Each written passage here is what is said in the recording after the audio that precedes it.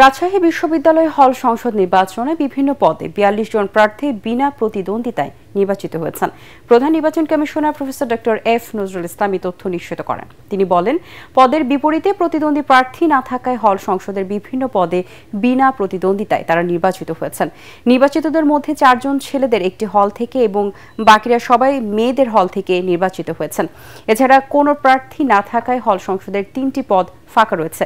এবার রাকসুতে মোট ভোটার ২৮,৯০৫ জন। এর মধ্যে নারী ভোটার ১১,৩০৫ ও পুরুষ ভোটার ১৭,৫৯৬। রাকসুতে ভিপি পদে ১৮ জন, জিএস পদে ১৩ জন ও এজিএস পদে ১৬ জন প্রার্থী প্রতিদ্বন্দ্বিতা করছেন। এছাড়া হল সংসদে ৬০০ জন প্রার্থী রয়েছেন।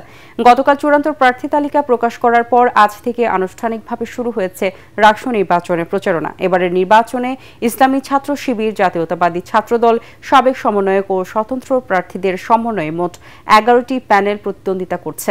দীর্ঘ ৩৫ বছর পর আগামী ২৫ সেপ্টেম্বর রাকসু নির্বাচন অনুষ্ঠিত হবে।